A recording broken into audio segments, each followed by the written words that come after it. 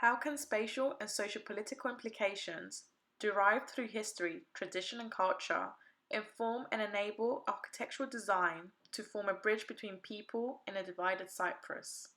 Being a citizen of Cyprus, I still find it wondrous, sad, and quite tragic for my country to be divided. The existence of the buffer zone stands as a constant reminder that my parents are both refugees and have lost their homes. Reinvigorating the buffer zone by bringing life back into it will therefore give me solace and hope. Nicosia, Cyprus stands as the last divided capital. A green line, called the buffer zone, separates the Greek Cypriots from the Turkish community. The United Nations is currently acting as a peacekeeping force on the island, preventing a recurrence of fighting. So I started off my research by taking a walk along the buffer zone. There I saw different textures, different fabrics, but what really caught my attention was the concrete filled barrels, the metal gates, and the barbed wire. This made the area really uninviting.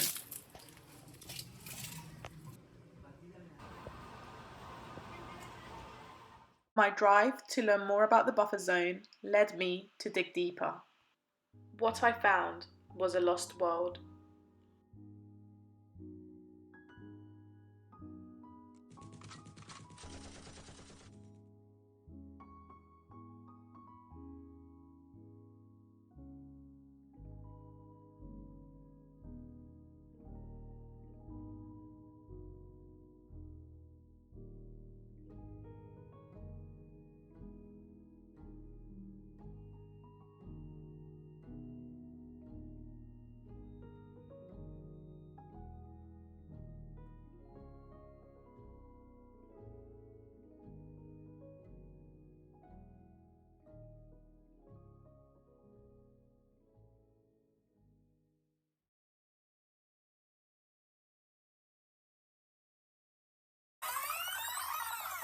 When you imagine that in the 1950s we all used to live together peacefully, it begs the question whether we could actually do that again. I mean, Greek and Turkish Cypriots shared so much. We shared the same tradition, history, culture. I could perhaps see it. Here are some old photographs of the buffer zone where this can be observed. Looking at these photos, I wondered, are these Greek or Turkish Cypriots?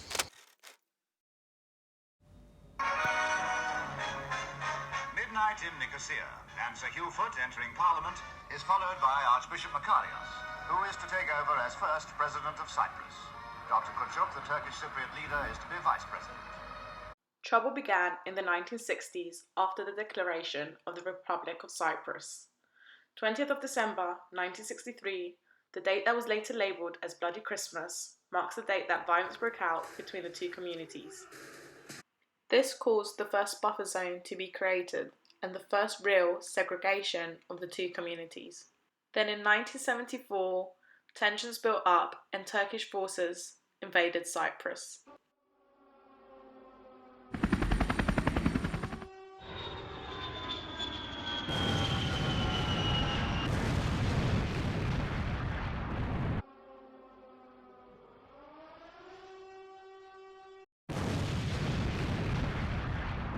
The invasion forced thousands of people to leave their homes.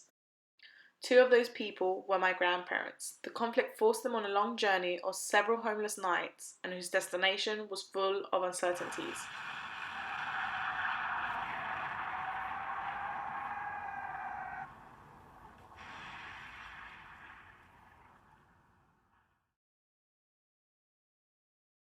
Another sad yet interesting story was Victoria's. The half-Armenian, half-British, who was born in Cyprus, visited the Leather Palace a few days before the invasion. Her visit, though, was cut short from fears if fighting broke out, Leather Palace, as a historical and monumental building, would be a target.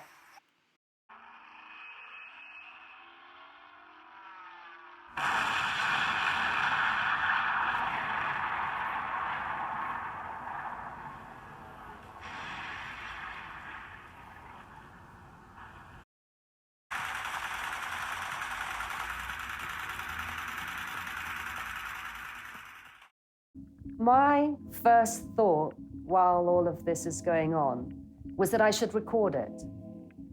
I picked up an old school book, I tore out a bunch of pages, and I started writing down everything that was going on.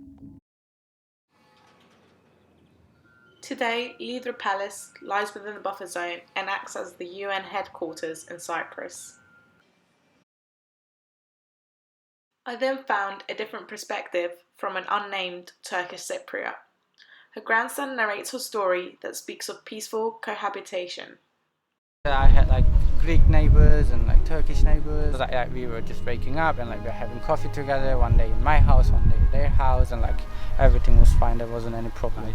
That Greek people are getting some guns and like other stuff, getting ready for something, and they just wanted to escape.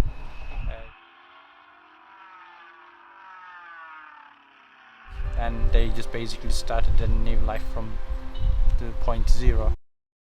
As a consequence of the conflict, the rough buffer zone that was drawn was further extended to cut across the whole island.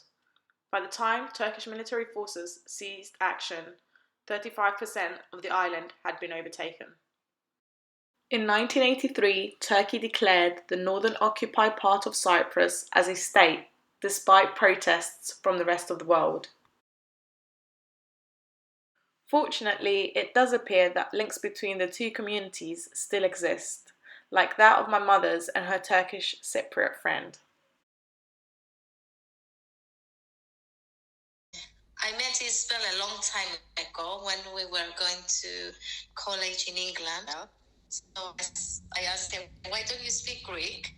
And she replied to me, I'm Turkish Cypriot. And since that day, we became very good friends, and we're still friends. It's easy to become friends with another Cypriot. And that's what happened with Maro. We shared so many values, and we became good friends, and it's nice that we're still friends. I think us Cypriot, we get on well, because I think we have similar cultures. We have so many things together that can keep us together. A great step forward, perhaps, was the opening of the borders in 2003. This was 29 years after the invasion.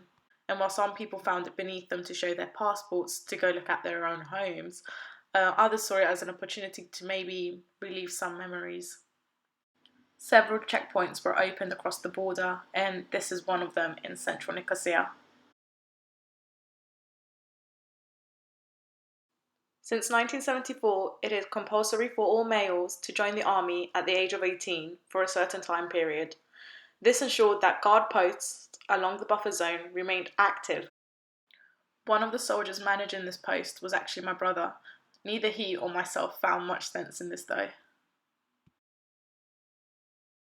In 2020, a military step back from the Turkish from the ghost town of Varosha not only enabled visitations to the city itself, but also created some controversy. On the one hand, it's great that people can see their homes, but it seems that the Turkish Republic are planning on demolishing it and redeveloping the area.